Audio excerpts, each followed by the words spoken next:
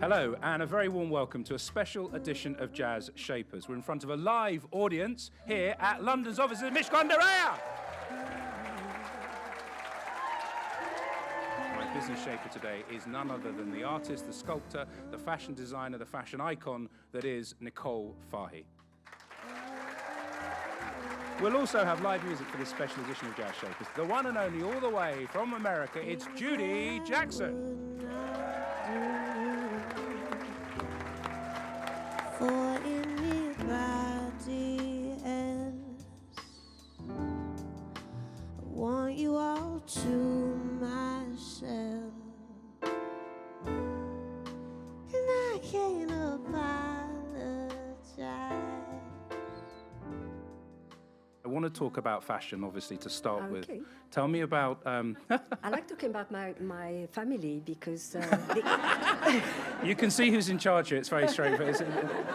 You can talk about whatever you like. My family, my aunts and the women in my family, the Turkish women, were very, very chic, and they love clothes, and they were always fighting who had the best couturier and who had the best outfit, and so I was brought up by those women. I mean, they were next to me, always looking wonderful, and perhaps that helped me wanting to be a fashion designer. I went to Paris when I was 18, and I went to art school and fashion school at the same time. I found it very easy at the time to sell sketches and get into the fashion world. And I met somebody called Stephen Marks, who started French Connection with me. I'm changing my name, I make it plain that I'm yours for life.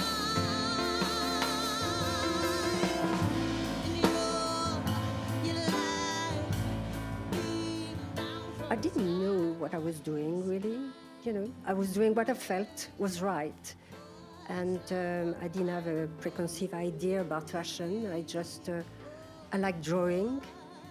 And I thought it was exciting to draw different things. You've been a businesswoman. You're now an artist. I'm not a businesswoman. I've never been. Or a woman in business, rather, and a creative person. I just want to make it straight because Stephen Marks was the businessman.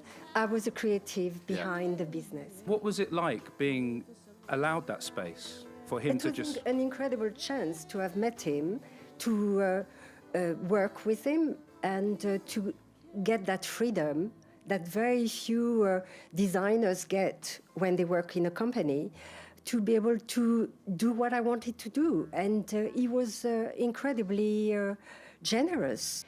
Obviously, I wanted what I was doing to sell, but I was not doing it for it to sell. I was doing it because I love doing it. Judi, what strikes me about creative people is that they all crave freedom, and that when they perform, whether they're designing clothes or whether they're creating pieces of clay, sculptures, or whether they're writing songs or whether they're delivering it, they're doing something they need to do. They're almost compelled. And what I've read about you is a similar thing, that your art, your singing is a way, it's quite cathartic for you. Is that a fair point? Certainly, very fair. I believe that freedom is key to being creative, to fluidity, to honesty within your art and your work. And if you're not honest with yourself, then your work cannot be as honest. So part of freedom is responsibility. I think it's very important.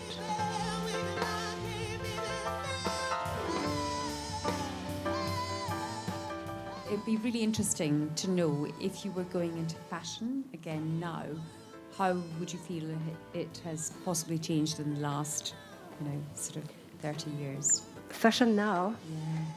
To tell you the truth, I'm absolutely not interested in fashion. Since I left it behind totally. I never open a magazine unless, like in Vogue, I'm in it.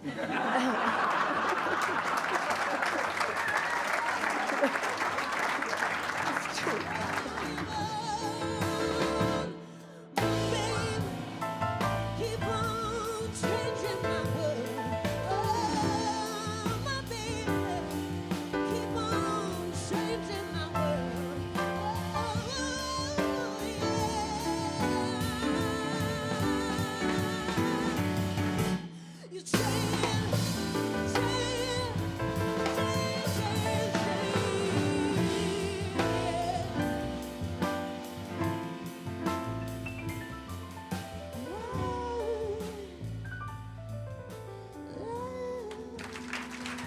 Thank you very much. Thank you. Thank you very much.